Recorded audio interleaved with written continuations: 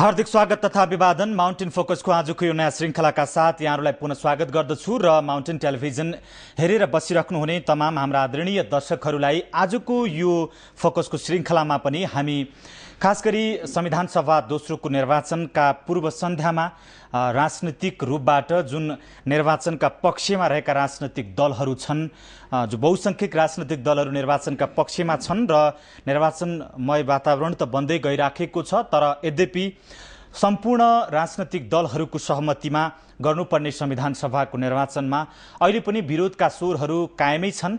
यी विरोधका स्वरहरूका बीचबाट मूलभूत रूपमा जो निर्वाचनका पक्षमा छन् भनेर भनिएका मुख्य राजनीतिक दलहरू निर्वाचनका प्रतिको उनीहरूको तयारी र इमान्दारिता के कस्तो छ र निर्वाचनका प्रति आम जनताको धारणा के छ, यो विषयमा आजको कार्यक्रममा विश्लेषण गर्नेछौँ। एकजना राजनीतिक विश्लेषक जैनेन्द्र जीवनलाई हामीले यो विषयमा कुराकानी गर्न, विश्लेषण गर्न स्टुडियोमा आमन्त्रण गरेका छौँ। हार्दिक स्वागत छ यहाँलाई हाम्रो कार्यक्रममा। धन्यवाद। निर्वाचनका पक्ष र विपक्षमा जुन प्रकारका मत मतान्तरहरू अहिले देखिएका छन्, वास्तवमा अहिले खास गरी देशलाई यो समस्याको समाधान गर्ने अचुक अस्त्र भनेको चाहिँ मुख्य राजनीतिक दलहरूले निर्वाचन भनेर भनेका छन्, त्यो हो जस्तो लाग्छ यहाँलाई? अहिलेलाई त अब निर्वाचन बाहेक अर्को विकल्प देखिँदैन। सर्वस्वीकार्य विकल्प पनि त्यही हुन्छ र किनभने अब निर्वाचन नभएर हामी सहमतिबाट जान सकेको भए अझ राम्रो हुन्थ्यो, तर त्यो त जान नसक्ने अवस्था त्यसै पनि देखियो। हिजोको संविधान सभा पनि सहमतिकै अभावमा चाहिँ के भनेदेखि विघटन भएको हुँदाखेरिमा त्यसले गर्दाखेरिमा चाहिँ अहिले के देखिन्छ भने सहमतीय बाटोमा जब हामी जान नसकेपछि निर्वाचनबाट जनताको अभिमत लिएर निर्वाचनका माध्यमबाट हामी जानुपर्छ। त्यसै कारणले यो बाहेक अहिले तत्काललाई अर्को विकल्प देखिँदैन। अब निर्वाचनका भन्दा अर्को कुनै विकल्प छैन भनेर जस्तो धेरै मान्छेहरूले भनिसकेका छन्। मतको आधारलाई आंकलन गर्ने हो भने पनि बहुसंख्यक मत प्राप्त गर्ने राजनीतिक दलहरू निर्वाचनको पक्षमा गइसकेका छन्। अब केही राजनीतिक दलहरू जसले आफ्नो अस्तित्व समाजमा स्थापित गर्नका लागि निर्वाचन विकल्प होइन भनेर भनिराखेका छन्, उनीहरूको सोचाइ के, उनीहरू के चाहन्छन्? तपाईको प्रश्नमा पनि केही न केही यसको जवाफ मैले निहित देखेँ कि उनीहरूले आफ्नो अस्तित्व चाहिँ रक्षाको लागि, अस्तित्व प्रदर्शनको लागि हामी पनि छौँ है, मैदानमा खेलाडी हामी पनि हौँ भन्नको लागि पनि यो गरेको हो। र वास्तवमा यो खालि प्रतिष्ठाको मात्रै विषय होइन।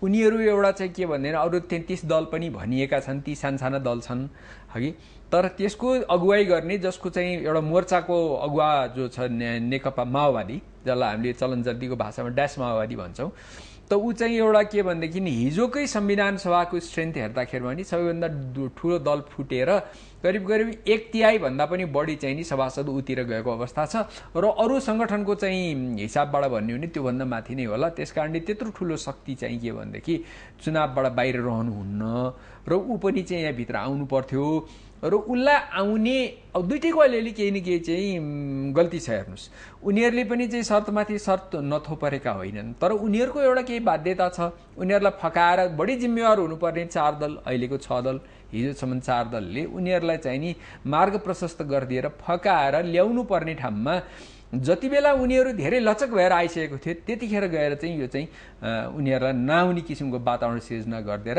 अहिले त्यो शक्ति चाहिँ नआउन बाध्य भएको जस्तो देखिएको छ। यो दुर्भाग्य हो। भने मोहन वैद्यले नेतृत्व गरेको नेकपा माओवादी जुन एउटा तल्लो स्तरसम्म शक्ति सञ्जाल अथवा आफ्नो संगठनात्मक सञ्जाल भएको राजनीतिक दल छ, अब त्यो दललाई चाहिँ यो प्रक्रियामा आबद्ध नगराउने काम चाहिँ उनीहरू नआएको भनेर मात्रै भन्न मिल्दैन। उनीहरूको अस्तित्वलाई पेलेर लैजाने मनस्थितिका कारणले मुख्य 4 दल यसका लागि जिम्मेवार छन् भनेर भन्न खोज्नु भयो। मुख्य 3 दल भनौँ अझ हो।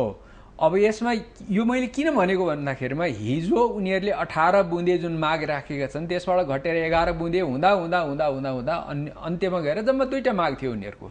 त्यो माग के भन्दैन, हामीलाई 3-4 महिना फागुन चैततिर चुनाव लगिदेऊ, मङ्सिरको निर्वाचन पर सारेर 3-4 महिना पर लगिदेऊ र हामीलाई चाहिँ के भने खिलराज रेग्मीलाई प्रधान न्यायाधीशबाट राजीनामा गर्न लगाऊ भन्ने। यी दुइटै नितान्त चाहिँ के भने त्यति मान्न नहुने। प्रधान न्यायाधीशबाट राजीनामा गराउनु त्यो साह्रै जायज माग हो। अघि यो एक किसिमको एउटा करेक्सन पनि हुन्थ्यो न्यायपालिकाको यो शक्ति पृथकीकरणको कुरा आइराखेका टाइममा। अब प्रधान न्यायाधीशमा गएर अहिले फेरि त्यही लियन रहेको पदमा फर्केर जाने खिलराज रेग्मीको कुनै सम्भावनै छैन। त्यो उहाँ जुन पोजिसनमा पुग्नुभयो अब उही त्यहीँबाट रिटायर हुने हो। चाँडो चुनाव गरे पनि, ढिलो चुनाव गरे पनि, आज गरे पनि, भोलि गरे पनि भन्ने। त्यस कारणले अहिले यत्रो संशयका माझ दुवैतिरको हेड एउटै हुने भयो, शक्ति पृथकीकरणको सिद्धान्त विपरीत भयो न। त्यसका केही त चाहिँ के भनेदेखि चाहिँ नि बाछिटाहरू देखिएका पनि छन्, न्यायालयको निर्णयमा देखिएका जस्तो देखिन्छन्।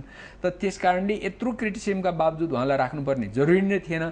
बाँकी 3-4 महिना चुनावको जुन मैले कुरा गरेँ, त्यो 3-4 महिना पनि 60 वर्षदेखि चाहिँ नि पर्खिरहेको छौँ हामी भनेका छौँ। एक फेर संविधान सभा गठन भएर 4 वर्ष एक वर्षपछि 2 वर्ष 4 वर्ष बढाएर पनि त्यो असफल भइसक्यो। त्यसको 1.5 वर्ष बित्न आँटिसक्यो। अब 1.5 वर्षपछि त्यसको चुनाव हुँदैछ। अर्को 3-4 महिना उता लगिदिएर उनीहरू त्यसमा एकोमोडेट हुन आउँछन् भन्ने के बाधा थियो र? तर एउटा तितो यथार्थता अथवा ग्राउन्ड रियालिटी भनेर भनिन्छ, यो धरातली यथार्थता भने त निश्चित छ नि, तपाईँहरूले पनि बुझिराख्नु भएको विषय हो कि अब उहाँहरूले भन्नुभएको छ प्रधान न्यायाधीशलाई चाहिँ यो सरकारबाट विस्थापन गरेर राजनीतिक दलहरूको सहमतिमा सरकार बनाउनु पर्ने भन्ने उहाँहरूको माग छ। यसका सन्दर्भमा बाबुराम भट्टराईले संविधान सभाको विघटन गरिसके पश्चात राजनैतिक दलहरूका बीचमा सहमति खोज्ने, सहमतिको प्रधानमन्त्री बनाउने निरन्तरको प्रयास विफल भएपछि एउटा बाध्यात्मक परिस्थितिमा बहालवाला प्रधान न्यायाधीशलाई मन्त्री परिषदको अध्यक्ष बनाउने कुरामा सहमति जुटाएका छन् मुख्य दलहरूले। अब यहाँनिर चाहिँ एउटा व्यक्ति भन्दा पनि सर्वोच्च अदालतका बहालवाला प्रधान न्यायाधीश भनेर भनिएको छ। अब उहाँलाई मङ्सिरसम्मको यो म्यान्डेट छ र मङ्सिरमा भएन भने उहाँ स्वतः त्यसबाट हट्ने, अध्यक्षबाट हट्ने भन्ने सायद अन्तरिम संविधानको संशोधनमा यो कुरा उल्लेख गरिएको छ। अब यो प्रक्रियालाई फेरि परिवर्तित गरेर हामी विषयलाई अलि अगाडि बढायौँ र फेरि राजनीतिक सहमतिको तपाईँको गोलचक्करमा फस्यौँ भने यो भइरहेको निर्वाचनको सम्मुखमा हामी आइराखेका र देशलाई निकास दिने एउटा माध्यम, सान्तिना त्रुटि कमजोरीहरू जुन भएका छन्, यसबाट फेरि ठुलो कमजोरीतर्फ फस्छौँ कि भन्ने पनि आशंका छ नि, होइन र? अब यो जुन यो बाधा अड्काउ फुकाउको चाहिँ नि दफा लगाएर अन्तरिम संविधान यतिचोटि संशोधन भइसक्यो, यति धुजा भइसक्यो। अब आज पनि अहिले भर्खर बेलुकाको न्युज अनुसार चाहिँ के भने अस्ति भर्खर बाधा अड्काउ 2 दिन अगाडि बाधा अड्काउ फुकाउ दुईटा दलसँगको सहमतिलाई अब आज चाहिँ नि सेना परिचालन गर्नु पर्यो भने फेरि गर्ने भनेर आज दिउँसै चाहिँ के भनेदेखि अब फेरि राष्ट्रपति कहाँ गइसक्यो। भोलि अर्को एउटा विषय आउँछ, त्यसको लागि यी सबै कुराको लागि चाहिँ हामी बाधा अड्काउ फुकाउ गराउन सक्ने राष्ट्रपति कहाँ गएर त्यत्रो ठुलो शक्तिलाई एउटा राजनीतिक निर्णय हो म मान्दछु। तर अहिलेको संविधानवाद भनौँ, संवैधानिकता भनौँ, त्यो त सबै यो राजनैतिक सङ्क्रमणकाललाई फेसिलिटेट गर्ने, सहजीकरण गर्ने हिसाबले नै आएको छ।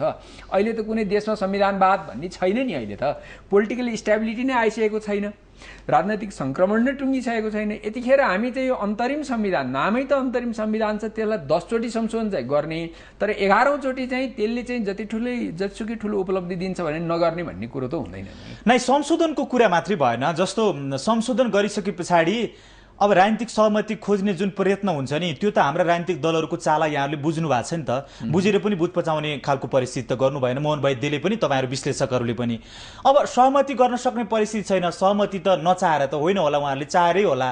अब एकले अर्कालाई त्याग गर्न नसक्ने नेपालको राजनीतिक तपाईँको संस्कृति जुन प्रकारको छ, त्यसले गर्दा सहमति हुने सम्भावना क्षीण रहेका कारणले अहिले भइरहेको परिस्थितिमा यदि जनताका मुद्दाहरूलाई चाहिँ जनताप्रति विश्वास गर्ने हो भने निर्वाचनमा जाउँ, अहिले जे बिग्रेकै छ, अब योभन्दा अझ बढी नबिगारौँ भनेर एउटा निर्वाचनबाट निकास निकालौँ छिटोभन्दा छिटो भनेर भन्ने राजनीतिक दलहरूको मनसायलाई गलतै चाहिँ कसरी भन्ने? अब यो हामी सबै हाइपोथेसिसमा काम गरिरहेका छौँ कि भोलि मोहन वैद्यले भनेका कुरा मान्यौँ भनेदेखि अरू बिग्रन्छ, अरू खत्तम हुन्छ भन्नेमा गइराखेका छौँ र उनीहरूसँग बसेर त्यति डिटेलमा हामीले कुरै गरेको छैन। यहाँ त भित्र के छ भन्नुहुन्छ नि, हिजो अस्ति मैले अघि पनि भने सुरुमा, मोहन वैद्यहरू पनि पूर्णतः दोषमुक्त भन्ने छैनन्। उनीहरूले बार्गेनका लागि हुनै नसक्ने मागहरू तेर्स्याएका थिए, तर लास्टमा अत्यन्त लचक भएर त्यस्तो किसिमको उग्रधारको शक्ति कि यति लचक भएर आउनु भनेको त्यो स्वयंमा उपलब्धि हो। त्यो मौकालाई छोपिनु पर्थ्यो, त्यो अवसरलाई चाहिँ हामीले चाहिँ छोप्नु पर्थ्यो। त्यसो नगरेर के भने जतिखेर ऊ लचक नहुँदा चाहिँ हामी आऊ भनिरह जस्तो देखाउँथ्यो। हालाकि त्यहाँभित्र नि खेल थियो, तर जब ऊ अत्यन्त लचक भएर उसलाई पनि त फेस सेभिङ दिनु पर्यो नि। भोलि उसले आफ्नो कार्यकर्ताको माझ के भन्ने, पार्टी फुटको औचित्य के गरी साबित गराउने? यस्ता केही उसलाई फेस सेभिङ दिएर ऊ जतिखेर निर्वाचनमा आउने न्यूनतम मागमा आइसकेको थियो त्यतिखेर हामीले गरेनौँ र त्यसको होइन। अब सुन्नुहोस् न, तपाईँको आफ्नो राजनैतिक दलभित्र जुङ्गाको लडाईँ, आफ्नो अस्तित्वको कुरा, भागभण्डा नमिल्दा जसरी तपाईँको चाहिँ अब एउटा चाहिँ भेडी गोठालाहरू को झगडामा भेडाहरू अलग अलग स्वत हुन्छन्, भेडी गोठालाहरू दुईटाको कुरा मिलेन, उनीहरू छुट्टिए भने भेडा पनि स्वत छुट्या जस्तो हो। अब यहाँ चाहिँ दल आफ्ना निज स्वार्थका लागि उनीहरू फुट्ने, अनि अब आफ्नो फुटाइको अस्तित्वलाई चाहिँ स्थापित गर्नलाई देशलाई चाहिँ के तपाईँको चाहिँ बन्दी बनाउने, त्यस्तो गर्न मिल्छ कुनै एउटा जिम्मेवार राजनीतिक दलले? यो दुःखद स्थिति हो। यो चाहिँ के उसको फेस सेभिङ गरिदिनु पर्ने। माओवादी र एमाओवादीको नेपालको इतिहास चाहिँ अहिले 15 वर्ष 20 वर्षदेखि 10 वर्ष जनयुद्धकाल, कथित जनयुद्धकालमा उनीहरूले माओवादीले नै यो देशमा जति समस्या सिर्जना गर्नु गरे। हालाकि उनीहरूले हामीले उपलब्धि यो गर्यौँ वो गर्यौँ भन्छन् अहिले, र उनीहरूलाई मेन स्ट्रिममा ल्याउनु, उनीहरूलाई मूलधारमा ल्याउनलाई गरेका कन्सेसनहरूले विगत 7 वर्षदेखिको राजनीतिको हेडलाइन त्यही छ, राजनीतिको एजेन्डा त्यही छ, विषयवस्तु त्यही छ भन्दाखेरिमा आज यथार्थ त त्यही हो नि। अब त्यो शक्ति हिजो फुटेर गयो, उसको आफ्नै इन्टरनल डाइनामिक्सले। उसको धेरै कारण छन्, सैद्धान्तिक वैचारिक कारण पनि छ, साङ्गठनिक कारण पनि छ। अघि सैद्धान्तिक वैचारिक कारणमा चाहिँ अलिकति उग्रधार, हामी वन पार्टी स्टेटमै हुनुपर्छ, सर्वहाराको अधिनायकत्व स्थापित हुनुपर्छ, यो संसदीय चुनावमा जानै नजाने, लोकतन्त्रमा बुर्जुवा लोकतन्त्रमा जानै नजाने भन्ने वैद्यहरूको लाइन छ। र अहिले माओवादी चाहिँ पिसफुल पोलिटिक्समा जाने, हिंसा त्याग गर्ने र पुँजीवादी जनवादी क्रान्ति गर्ने। अब चाहिँ यो उनीहरू सर्वहाराको अधिनायकत्व अथवा वन पार्टी रुल भन्न छाडे। यसरी उनीहरूको एउटा चाहिँ के भन्ने वैचारिक राजनैतिक सैद्धान्तिक विभाजन भइसक्यो। तर त्यो कारणले मात्र होइन, नेतृत्वको पनि त्यहाँ प्रतिस्पर्धा थियो। ऊ प्रचण्डसँग उनीहरू चाहिँ प्रचण्डको कार्यशैलीसँग असहमत थिए। भारत परस्त र भारत विरोधी भन्ने एउटा चाहिँ दुईटा क्लियर चिरा थियो है। यो धेरै कारणले र यो आफ्नो समूहको चाहिँ एउटा निर्णायक प्रतिनिधित्व नभएको कारणले सैद्धान्तिक वैचारिकमा रणनैतिक कार्यनीतिक कुराहरू पनि र अध्यक्षको कार्यशैली लगायत साधनमा पहुँच, नेतृत्वमा पहुँच, प्रतिनिधित्वको चाहिँ नि पहुँचमा चाहिँ नि यी सबै कुराले गर्दा फुटेको हो। अब आज फुटिसकेपछि त्यो पनि त त्यत्तिकै समस्या हुन्छ नि। भोलि आज हामीले शान्ति प्रक्रियामा आएर टुङ्गियो भनिसकेको अवस्थामा मोहन वैद्य जोसँग चाहिँ सबभन्दा बढ्ता चाहिँ आज बहिर्गमित लडाकुहरू उपटि छन्, हगि उसले हतियार पनि छ भनिरहेछ, उसको विचार त्यस्तो उग्रधारको छ, त्यसलाई फेरि मेन स्ट्रिममा ल्याउन आज हाम्रो काम होइन र। एक फेर ल्यायौँ, अब माओवादी आइसक्यो, अब जेसुकै होस् भनेर छोडिदियो भने त भोलि यो सबै प्रक्रिया उल्टिँदाखेरिमा के मजा आयो त? तपाईँले जुन सैद्धान्तिक र वैचारिक विषयहरू उठान गर्नुभएको छ नि, अब त्यही सैद्धान्तिक र वैचारिक विचारको धरातलमा रहेर अहिले हामीले जतिसुकै अरू दलहरूले प्रयत्न गरे पनि, उसका मुद्दाहरू माने पनि, ऊ संसदीय व्यवस्था मान्दैन, निर्वाचनलाई चाहिँ निर्वाचनका माध्यमबाट हुने निकासलाई स्वीकार गर्दैन। वस्तुतः यदि भने जतिसुकै उसका मागहरूलाई ल्याएर मेनस्ट्रिममा उसलाई ल्याउने प्रयत्न गरे पनि उसको आफ्नो सैद्धान्तिक धरातलीय यथार्थताका आधारमा उसको जाने गन्तव्यको बाटो फरक छ भने यो अहिले निर्वाचन यदाउदा कुरा गरे भने त राजनीतिक अनिश्चितता लम्बाउने खेल हो भनेर जुन अरू दलहरूले आशंका व्यक्त गरेका छन्, त्यो पनि सबभन्दा बढी आशंका चाहिँ उहाँहरूको सिद्धान्त विचार बुझेर उहाँहरूबाट बाध्यात्मक अवस्थामा पार्टी फुट्नु पर्नुको पीडा पनि बोकेर हिँडेका प्रचण्ड बाबुरामहरूले बताउनु भएको छ भने रियालिटीमै त्यही भइदियो भने त खालि यो व्यर्थ हुन्छ नि, समय बर्बादी मात्रै हुन्छ। अघि पनि मैले भने अब उनीहरू चाहिँ यो कारणले आउन नखोजेका होलान्, उनीहरूलाई ल्यायो भने फेरि लम्बिन्छ, फेरि अस्थिर हुन्छ भन्ने हाइपोथेसिसमा हामी जानु भयो। मैले सैद्धान्तिक विचारधाराको कुरा गरेँ, म सैद्धान्तिक कुरामा आउँछु। उनीहरू सिद्धान्त नै मानेर यही संसदीय व्यवस्थामा आउने चाहिँ होइन नै, हामी यसमा क्लियर हुनु पर्यो। उनीहरूको बाध्यता हो। उनीहरूको बाध्यता किन हो भन्दाखेरि जतिसुकै जनयुद्धको जगमा जनविद्रोह भनेर उनीहरूले कार्यदिशा पारित गराएका भए तापनि आफ्नो महाधिवेशनबाट त्यो पारित गराएका छन्। त्यसैले उनीहरूले चुनावमा नआउने शक्ति हुन्। उनीहरू चुनावमा विश्वास नगर्ने, खास गरी बुर्जुवा लोकतन्त्रको चुनावमा उनीहरू विश्वास नगर्ने, अहिले हुन गइरहेको संविधान सभाको चुनावमा पनि विश्वास नगर्ने, झन् त्यसले संसदको काम गर्छ भन्ने त त्यसमा विश्वास नगर्ने शक्ति हुन्। तर बाध्यता छ। त्यो बाध्यता म तपाईँलाई 2 मिनट समय लिएर एक्सप्लेन गर्छु। के छ बाध्यता भन्दाखेरिमा आज उनीहरूले चाहेको जस्तो जनविद्रोहको लागि वस्तुगत स्थिति देशमा अनुकूल छैन। न बाह्य समर्थन छ, न भित्रको चाहिँ के भन्दाखेरि चाहिँ डाइनामिक्स चाहिँ नि उनीहरूलाई साथ दिने खालको छ। हेर्नुहोस्, यो जसले जे भने पनि यो माओवादी विद्रोह चाहिँ के भने गरिबी र बेरोजगारी र केही हदसम्म सामाजिक उत्पीडन र त्यसलाई उनीहरूले राजनीतिक नाम पनि दिए। राजनीतिक उत्पीडन पनि केही हदसम्म होला, तर धेरै सामाजिक उत्पीडन जस्तो सबभन्दा बढ्ता उनीहरूले हेर्नुहोस् त महिलाहरूलाई सबभन्दा बढ्ता उनीहरूले राखे, दलितहरूलाई सबभन्दा बढ्ता, थारूहरूलाई सबभन्दा बढ्ता आफ्नो जनसेनामा लिए नि। त्यो किन आयो त त्यो कम्युनिटीको मान्छे भन्दा? केही त उत्पीडन थियो। त्यसकारणले पिछडिएको क्षेत्रको, उत्पीडित क्षेत्रको मान्छेलाई उनीहरूले यसरी लिएर आए र त्यहाँ यो गरिबी र बेरोजगारीले व्याप्त भएको ठाउँमा यस्तो सपना बेचे र पछि गएर जातीय कुरा पनि मिसाए, त्यसमा जातीय सपना पनि बेचे। यो सब स्थिति आज छैन। सामाजिक उत्पीडनको समस्या धेरै हदसम्म बिस्तारै कम हुँदै गएको छ। वैदेशिक रोजगारले गरेर चाहिँ गरिबी पनि कम भएको छ। ग्रामीण क्षेत्रमा आज फुसको घर नहुने ठाउँमा तपाईँ चाहिँ नि निलो रातो टिनको छाना भएको घरहरू हुन्छ हगि। त्यस कारणले चाहिँ के भन्छ भने अब विप्रेषणले गरेर केही न केही देशको आर्थिक पनि जीवनस्तर पनि मान्छेको उकासिएको छ। यस्तो अवस्थामा के छ भन्नुहुन्छ भने र भर्खर अस्ति जनयुद्ध भयो, त्यसको राम्रो मान्छेलाई सुखद अनुभव छैन। अब मान्छे शान्ति चाहिरहेको छ। अब एउटै जेनेरेसनले बारम्बार युद्ध गर्न सक्दैन। एउटै जेनेरेसनको न नेताले न कार्यकर्ताले न जनताले पटक पटक सधैँ क्रान्ति गर्दैनन्। क्रान्तिपछि शान्ति पनि चाहियो नि। त्यसकारणले अहिले देशको धरातलीय यथार्थ उनीहरूको जनविद्रोहलाई समर्थन गर्ने खालको छैन। त्यसमाथि जसले इन्डिया, हिजो भारत, जसले विभिन्न कारणले उनीहरूलाई सेल्टर दियो, सहयोग दियो, आज त्यो माओवादीलाई त्यसो गर्छु भन्ने माओवादी ड्यास माओवादीलाई देखिसक्दैन, फुटेको आँखाले देखिसक्दैन। यस्तो अवस्थामा र अर्को कुरो, अर्को तपाईँको रणनीतिक कुराहरू पनि छ। हिजो चाहिँ नि के भनेदेखि अनुभव थिएन नेपाली सेनासँग यस्तो किसिमको गुरेला युद्धको। पहिलो चरणमा त अलिकति पछाडि हट्नै परेको हो नि, पछि पो उनीहरूले चाहिँ जित्दै आएको थियो त। अब आज ऊ धेरै अनुभवी भइसक्यो। हिजो 43,000 सेना थियो, आज 95,000 भइसक्यो। उसँग यो माउन्टेन वारफेयरको, गुरिल्ला वारफेयर लड्न सक्ने क्षमता, इक्विपमेन्ट, साधनमा धेरै ठुलो वृद्धि भइसक्यो। र आज सबभन्दा ठुलो कुरो, आज सबै यो माओवादीहरू चाहिँ तपाईँको भूमिगत छैनन्, सार्वजनिक भइसकेका छन्। सञ्चार माध्यममा सबै तपाईँहरूका फोटो छ, सेनासँग फोटो छ, सबैसँग फोटो छ। हिजो के भनेदेखि चाहिँ भूमिगत थिए। यी सब कुराहरूले सैद्धान्तिक, रणनैतिक हरेक कुराले उनीहरू बाह्य घरेलु दुईटै मोर्चामा उनीहरू जनविद्रोह गर्न सकिन्छ छैन। हालाकि उनीहरू जनविद्रोह टुङ्गिएको छैन, त्यो गर्नै पर्छ, त्यति नभइकन हुन्न। यो हामीलाई प्रचण्ड र बाबुरामले धोका दिए भन्ने सिद्धान्तका मान्छे हुन्। त्यसकारण उनीहरू के छन् त भनेदेखि हेर्नुहोस् न, हिजो 52 साल फागुन 1 गते हामी के अरे जनयुद्ध गर्छौँ भनेर गरे होइन, कति अगाडिदेखि सूचना दिएर गरे हो नि। अहिले चाहिँ जनविद्रोह चाहिँ गर्छौँ भनेका छन्, कहिलेदेखि गर्ने त त्यो पत्तो छैन। त्यो भन्न नसकेको यस्तो बखतमा उनीहरूलाई अहिले के गर्ने त? अब केही पनि नगएर निष्क्रिय भएर बसौँ, चुनावमा नि भाग नलिउँ, झन अस्तित्वै खत्तम होला। भोलि चुनावपछि सबका सब माओवादीमा फर्किए, त्यो दलको अस्तित्व नै समाप्त हुने के गर्ने भन्दाखेरि यस्तो अवस्थामा उनीहरूलाई चाहिँ के भनेदेखि चुनावमा आउने एउटा बहाना चाहिएको छ।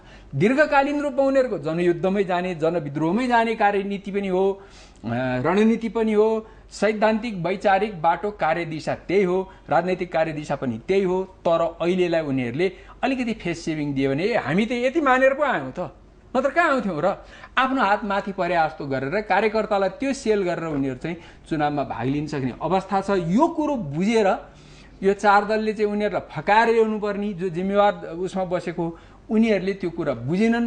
माओवादीले चाहिँ बुझेर पनि यो कुरो भड्काउन चाह्यो उसले, किनभने एउटै कन्स्टिट्युन्सी भएको फोर्सलाई चुनावमा आउँदाखेरि उसले मेरो भोट काट्छ भन्ने नितान्त दलीय स्वार्थले उसले हेऱ्यो र काङ्ग्रेस एमाले या त यो कुरो बुझेनन्। र यसको पछाडि अर्को जुन बाह्य तत्त्व छ जसले यो माओवादीलाई मेन स्ट्रिममा आउनबाट अहिले रोक्न चाहिरहेको छ, त्यसको प्रभावमा उनीहरू परे। त्यस कारणले उसलाई चाहिँ किनारा लगाउने डिसिसन गरियो। यो गलत हो भन्ने पक्ष मान्यता नै मेरो हो।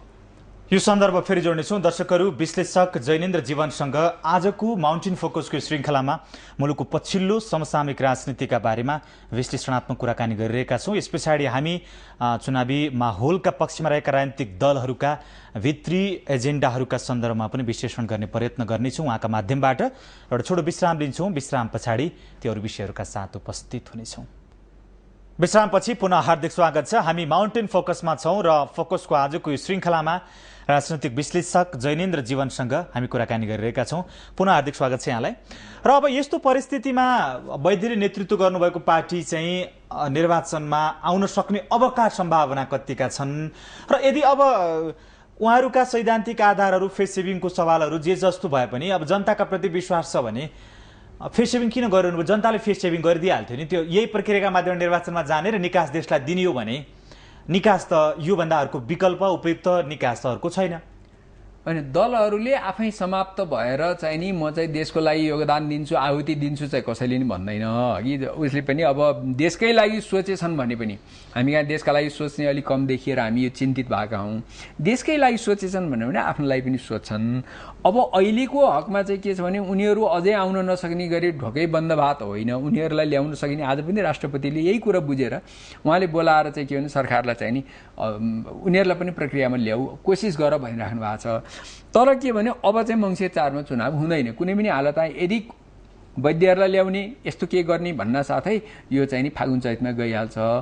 त्यसकारणले चाहिँ हिजो अस्ति पनि वैद्यहरूले भनेको चाहिँ के भने हामी त बिथोलले नै निर्णय गरेर त्यही नै तयारी गरेर त्यही मानसिक रूपमा त्यही तयार भएर हामी बसेका हुँदाखेरिमा हामीलाई त चुनावमा जाने मान्छे 1-1.5 महिना त तयारीको समय चाहियो भनेको कारण चाहिँ त्यो हो। त्यसलाई बेमनासिब भन्नुहुन्थेन कि वैद्यको विचार राजनैतिक दर्शनसँग असहमत भए तापनि ऊ चाहिँ नि म अब यो उग्रतालाई छोडेर मेरो लाइन विपरीत गएर मूलधारमा आउन चाहन्छु शान्तिमा आउन चाहन्छु भन्छ भने त त्यसलाई मौका दिनुभन्दा त्यसलाई बिचक्याउनु त्यसलाई अप्ठ्यारो पार्ने काम गर्नुहुन्न थियो कि। अझै पनि समय छ के भएको छ त वैद्यलाई लिएर आएर फागुन चैतमा चुनाव गर्दा त्यो चुनाव चाहिँ बढी स्वीकार्य त्यसले बनाउने संविधान पनि बढी स्वीकार्य त्यस्तो संविधान सभा बढी वैधानिक मानिन्छ र शान्ति प्रक्रिया पनि भोलि चाहिँ के भने त्यसले पूर्णता पाउँछ भने त्यो किन नगर्ने।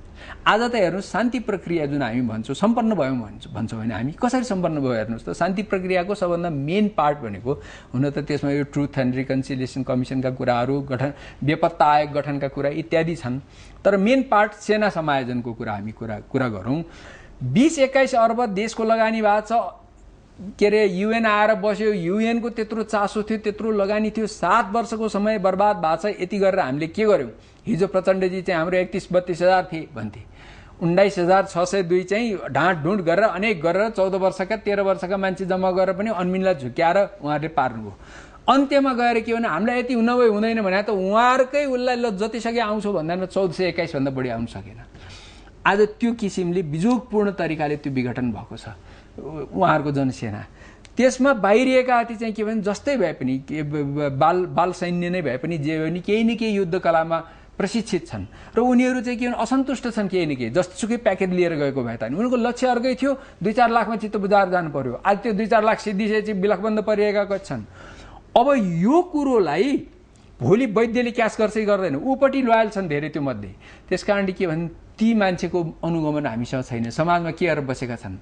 अघि भोलि तिनीहरू चुनाव बहिष्कारमा सक्रिय रूपमा आयो भने के हुन्छ भोलि शान्ति प्रक्रिया भाँडिने गरी तिनीहरू चाहिँ फेरि चाहिँ नि जनविद्रोहमा जान अर्को सजिलो ग्राउन्ड पायो सजिलो एउटा चाहिँ रिक्रुट हुने जत्था पायो उसले भने के हुन्छ।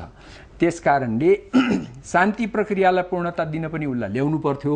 धेरै सवाल गाँसिएका छन् कि जुन शान्ति प्रक्रियाको लागि देशले यत्रो कुर्बानी गर्यो समयको पैसाको यत्रो ठुलो लगानी गर्यो यतिका मान्छे मरे यतिका मान्छे अङ्गभङ्ग भए आन्तरिक रूपमा विस्थापित भए यो सबैलाई चाहिँ के भने पूर्णता नदिने गरी त्यो प्रक्रिया उल्टिने गरी संविधान बन्नेको मात्र कुरा छैन चुनावको मात्र कुरा छैन शान्ति प्रक्रिया उल्टिने गरी वैद्यलाई बाहिर राख्नु हुन्थेन। हो म यो कुरासँग सहमत छु कि कुनै पनि हालत हामी चुनावमा आउँदैनौँ भन्ने हो भनेदेखि त त्यसपछि चाहिँ नि जुनसुकै मूल्य पनि कुनै शर्त नराखिकन वार्ताको टेबलमै नआउने अझ अस्ति भयो जस्तो लचक त हुने कुरै छैन।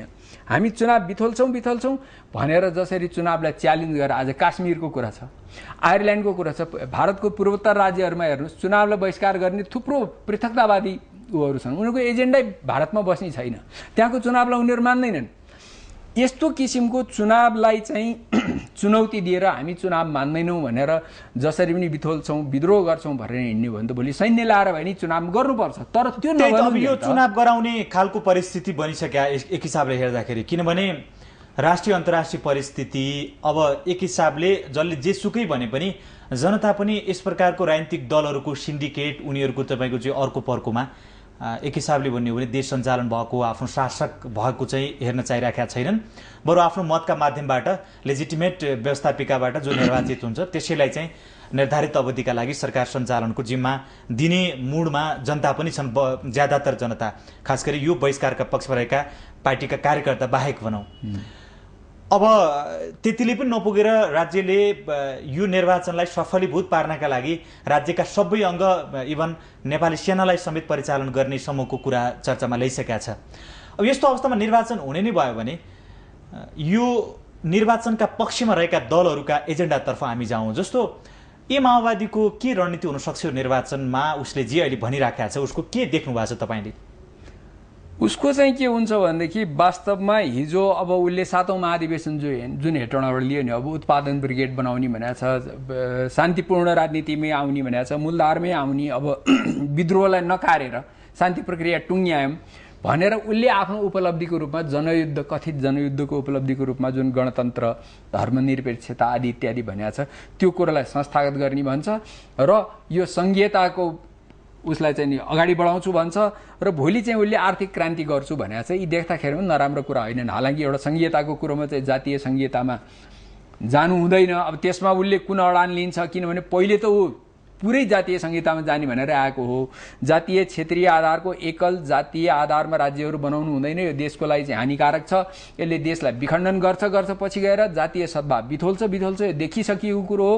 अहिले बन्नुभन्दा अगाडि नै त्यो देखिसक्यो, भोलि चाहिँ खत्तम हुन्छ, यो चाहिँ विनाशकारी बाटो हो भनेर भन्दै अहिले चाहिँ त्यो कुरोलाई त्यही रूपमा उच्चारण गरेका छैन। अस्ति बाबुराम भट्टराईले चाहिँ अब एकल जातीय राज्य हुँदैन भनेर पनि बोलेका थिए, फेरि त्यो कुरो होइन भनेर ट्विट गरेका छन्। उनको कुरा ठेगान हुन्न, हेर्नुहोस् प्रचण्डको त झन् कुरा ठेगानै हुन्न। तर अहिले जुन उनीहरू चाहिँ के भने मूलधारमा आएर शान्तिपूर्ण गरेका छन्, नयाँ लिएको कार्यदिशालाई नै अगाडि बढाउने, हामी चाहिँ यस्तो शक्ति हौँ, हामी सधैँ विद्रोह गरिने होइनौँ भन्ने पहिचान दिने, चिनारी दिने उनीहरूको प्रयत्न रहन्छ। र अब माओवादीको चाहिँ के हुन्छ भने हामी त्योभन्दा भिन्न हौँ, ड्यास माओवादीको हामी त्योभन्दा भिन्न हौँ। जनयुद्धको कार्यभार पुरा भएको छैन, जनयुद्धको एजेन्डा हामीले छोडे, क्रान्तिप्रति गद्दारी गरे भन्ने हुनेछ उनीहरू चुनावमा आए पनि नआए पनि।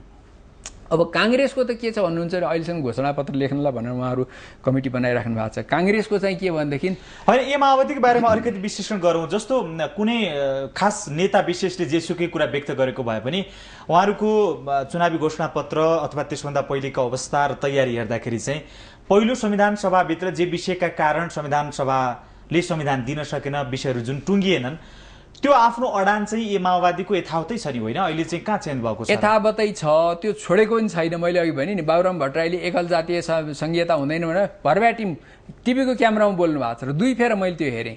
र त्यो कुरो चाहिँ अर्जुन नरसिंह केसीले चाहिँ नि कान्तिपुरमा लेख लेखेर धन्यवाद छ तपाईँलाई यस्तो भन्नुभएको भने, अनि फेरि होइन मेरो त त्यो मनसाय होइन भनेर उहाँले ट्विट पनि गर्नुभएको छ, कुरा फेर्नु। अब उहाँहरूभित्र पनि त्यहाँ ठुलो हेर्नुहोस् है, सुदूरपश्चिममा जानुहोस्, तपाईँको टोप बहादुर के अरे लेखराज भट्टहरू पुरा चाहिँ अखण्ड सुदूरपश्चिमको लाइनमा लाग्नु भएको छ, जातीय राज्यको विपक्षमा पनि हुनुहुन्छ, जातीय राज्यको विपक्ष हुनुहुन्छ। टोप बहादुर रायमाई चाहिँ यता चाहिँ हुँदैन यो जातीय राज्य भनेर लाग्नु भएको छ।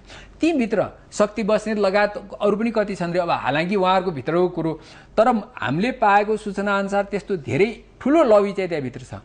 अब अस्ति बाबुरामले यो कुरा भने, यो कुरो चाहिँ नि यो कुरोले ब्याकफायर गर्छ भन्ने त्यहाँ ठुलो घम्साघम्सी पनि भएको छ। तर अहिले उहाँहरू किन छोड्न सक्नुहुन्न भने, एक त उहाँहरू जसको आशीर्वादले आज 52 सालदेखि यहाँसम्म आउनु भएको छ त्यसले चाहिँ है यो कुरो भने होला एक कुरो। अर्को मधेसी मोर्चासँग अस्ति एलायन्स गर्नुभयो, तेस्रो चाहिँ जुन भोट ब्याङ्क उहाँहरूले चाहिँ यो जातीय राज्यको सपना बाँडेर 57 सालदेखि 57 सालमा नै उहाँहरूले यो ल्याउनु भएको यो जातीय राज्यको कुरा सबभन्दा पहिले जनयुद्धको क्रममा, त्यति बेलादेखि नै उहाँहरूले चाहिँ यो चाहिँ जनयुद्धले चाहिँ फड्को मारेको भन्ने उहाँहरूको अन्डरस्ट्यान्डिङ छ। र यो लबीलाई छोडिदिउँ, यो कन्स्टिट्युन्सीलाई छोडिदिउँ, यो मताधारलाई छोडिदिउँ भने हामी सिद्धिन्छौँ भन्ने छ। भोलि उहाँहरू चाहिँ गोपाल किराँतीले चाहिँ जे भन्यो त्यो कुरो मान्नुपर्छ भन्ने एकातिर माइन्डसेट छ, अर्कोतिर होइन यो त के भनेदेखि चाहिँ नि लेखराज भट्टराईले भने नि मान्नुपर्छ भन्ने दुविधामा हुनुहुन्छ। त्यस कारणले के छ भनेदेखि अब उहाँहरूले आफ्नो लाइन छोडेर जातीय राज्यलाई के गरी ट्याकल गर्नुहुन्छ त्यो हेर्न बाँकी नै छ। अरू कुरामा चाहिँ के भन्छ, अरू चाहिँ आर्थिक दर्शन, राजनीतिक दर्शनका कुरामा उहाँहरूमा ठुलो रूपान्तरणको क्रममा हुनुहुन्छ, त्यो चाहिँ मान्नै पर्छ। हिजो अस्ति पनि निजी क्षेत्र, अब निजी क्षेत्रकै भूमिका हुनेछ है भनेको छ। अस्तिसम्म सहकारी भनेर कराएर हिँड्नुहुन्थ्यो उहाँहरू, सहकारीलाई 3 खम्बे मान्नु भएको थियो। सहकारी पनि हामी छोड्न चाहिँ छोड्दैनौँ, तर निजी क्षेत्र चाहिँ ड्राइभिङ सिटमा हुनेछ आर्थिक उसमा भनेर भन्नुभएको छ है। त्यस कारण सबै कुरो हेर्दा यो चाहिँ के भने भोलि 2-4 वर्ष पछाडिको एमाले हो यो। आज एमाले चाहिँ नि काङ्ग्रेसको ठाउँमा आछ हगि त्यसकारणले चाहिँ यो के भन्दा काङ्ग्रेस चाहिँ कहाँ पुगेको छ उसले चाहिँ अब काङ्ग्रेस त जहाँको त्यही छ संविधान सभा 2 को निर्वाचनमा उसका एजेन्डा के हुन्छन् उसको जनताको समर्थनको जुन सवाल छ त्यसमा के देख्नुहुन्छ के हुने खालको विश्लेषण गर्न सकिन्छ अब काङ्ग्रेसको चाहिँ के छ भने काङ्ग्रेसको एजेन्डामा चाहिँ अहिले देश धेरै अगाडिदेखि हिँडिराखेको छैन सबै माओवादीको एजेन्डामा काङ्ग्रेस अब हालाकि उहाँहरू भन्नुहुन्छ गिर्जाबाबुले ल्याउनु भएको गिर्जाबाबुले शान्ति प्रक्रिया यसो गराउनु भयो भन्नुहुन्छ तर त्यो त गिर्जाबाबुले माओवादीलाई लिएर आएर आफ्नो स्वार्थपूर्तिको लिएर आउँदाखेरिमा आफैलाई विस्थापन गरेर आफ्नै के अरे दललाई चाहिँ 2 नम्बरमा पुर्याएर उहाँले त्यो गरेको हो नि त्यसकारणले एजेन्डा पनि यो अहिलेको जुन गणतन्त्र नै भन्नुहोस् न पछि आएर माने त हो नि काङ्ग्रेसले धर्मनिरपेक्षता झन् छँदै थिएन अब यी सबै कुरा अब संघीयताकै कुरामा पनि सबभन्दा पहिले काङ्ग्रेसले भने त होइन तर यो कुरालाई उसले मानेर सँगसँगै राजनैतिक सहकार्य गरेर यो आएको हो अब अहिले चाहिँ जसकै भन्यो तर काङ्ग्रेसको सबैभन्दा ठुलो विचारधारा एजेन्डा जे भन्ने नि लोकतन्त्र हो उदार लोकतन्त्र त्यो उदार लोकतन्त्र सबैले मानेर आए भोलिका दिनमा नि त्यो कायमै रहन्छ संविधानमा त्यसको अगेन्स्टमा जाने चाहे तपाईँको न्यायालयको चाहिँ नि स्वतन्त्रताको कुरा होस् प्रेस फ्रिडमका कुरा होस् यो सबै उदार लोकतन्त्रका अवयवहरू जहाँको ती रहन्छन् त्यसलाई क्यास गर्न काङ्ग्रेसले सकेको छैन काङ्ग्रेसको चाहिँ के छ भने सबभन्दा ठुलो समस्या भनेको विचारको होइन मैले बारम्बार लेखहरूमा पनि लेख्ने गरेको छु उसको सङ्गठनको व्यवस्थापनको समस्या हो नेतृत्वको समस्या हो कमजोर नेतृत्व कमजोर सङ्गठन सुस्त सङ्गठन र व्यवस्थापनको समस्या हो उसको अहिले पनि हेर्नुहोस् त संसदीय दल एउटा गठन गर्न सकेका छैन चुनावमा टिकट दिनको लागि सबभन्दा समस्या त्यहाँ टिकट दिनलाई त्यही पार्टीभित्र छ जबकि उसको प्रतिद्वन्दी एमाले र एमालेको धेरै हदसम्म माओवादीको पनि केही हदसम्म सङ्गठन चुस्त छ उसको भन्दा कम्युनिस्टहरूको सङ्गठन जहिले पनि चुस्त हुन्छ काङ्ग्रेसको सङ्गठन ध्वस्त छ हेर्नुहोस् है त्यसकारणले उसले कुन रूपमा जान्छ भन्ने भन्दा पनि उसको त कुनै नयाँ आइडियोलोजी दिएर आएर गर्ने होइन कि उसको सबभन्दा ठुलो ब्युटी भनेको कसैलाई मारिहाल्दैन कसैलाई जाइ लाग्दैन शान्ति स्थिरताको पक्षधर शक्ति हो उदार लोकतन्त्रको पक्षधर शक्ति हो निजी क्षेत्रलाई चाहिँ के भन्दैन त्यो समाजवाद भनेर जसकै भने तापनि त्यो अब प्रयोगमा छैन निजी क्षेत्रलाई सबभन्दा ठुलो बढावा दिएर आउने शक्ति हो अहिले पनि निजी क्षेत्रको व्यापारीहरू चाहिँ काङ्ग्रेस आइदिए हुन्थ्यो भन्ने चाहन्छन् कि किनभने निजी क्षेत्र फ्रेन्डली शक्ति भनेर मानेको छ उसलाई त्यसलाई लिएर आएर उसले दिगो शासन दिन सक्यो जुन कि अहिलेसम्म उसले दिन सकेको छैन जतिचोटि बहुमत लिएर आए नि आफ्नै झगडाको कारणले उसको सत्ता गिर्छ संसद विघटन गर्छ सक्यो भने उसले काम गरेर देखाउने मात्रै हो उसको विचार चाहिँ यो भनेर प्रमाणित गरिनुपर्ने जरुरी छैन उसको विचारमा कसैको नि विमति छैन उसका विरोधीले पनि उसँग डराउनु पर्दैन त्यो हो कि त्यो पार्टीको अब एमालेको चाहिँ के भन्दाखेरि एमालेको चाहिँ दुईटै कुरो छ एमाले चाहिँ नि एकातिर हेर्दाखेरि उसलाई किन भोट दिने कम्युनिस्टलाई भोट दिने हो नि माओवादी नै छ होइन उदार लोकतन्त्रवादीलाई दिने काङ्ग्रेस चाहिँ यसलाई किन दिने भन्दाखेरिमा त्यो नेगेटिभ रूपमा चाहिँ त्यसरी पनि हेर्न सकिन्छ पोजिटिभ रूपमा उसलाई के हेर्न सकिन्छ भने हिजो यो एमालेहरू भने नि आज माओवादी जस्तै उग्र थिए आजभन्दा 20 वर्ष अगाडि सबभन्दा सडकको रेलिङ बार टेलिफोनका क्याबिनेट भत्काएर नेपाल बन्द र चाहिँ बन्द हडताल हरेक हप्ता एउटा गरेर हैरान पार्ने चाहिँ यिनीहरू नै थिए है प्रजातन्त्रमा आइसकेपछि अझ टाउको काटेर हिँडेको बेलाको कुरा गर्यो भने त त्यो कुरै छोडिदिउँ तर यस्तो पार्टी पनि अहिले हेर्नुहोस् त अहिले चाहिँ पूर्णतः चाहिँ लोकतन्त्रप्रति प्रतिबद्ध भएर जातीय राज्यको विरोधमा एउटा कन्साइन्स किपरको भूमिका खेलिरहेको छ त्यसलाई हामीले सराहना गर्नुपर्छ यही ट्र्याकलाई उसले राखेर यी शक्तिहरूले नयाँ कुरो दिने होइन नयाँ कुरो दिने परिवर्तनको नारा दिने भने माओवादी नै हो तर उसले दिएको नारा धेरै सो उपद्रवकारी हुन्छ के देशले थेक्नै नसक्ने परिवर्तन 2 स्टेप अगाडि गयो 3 स्टेप पछाडि जानुपर्छ त्यो हो यिनीहरूले चाहिँ नयाँ परिवर्तनको नारा दिने होइन स्थिरता दिने हो शान्ति दिने हो र चाहिँ यो जुन कि उपद्रवकारी परिवर्तनको कुराहरू छन् जति पनि यो जातीय राज्यदेखि अनेक कुरा यसलाई चाहिँ उनीहरूले सम्हाल्ने हो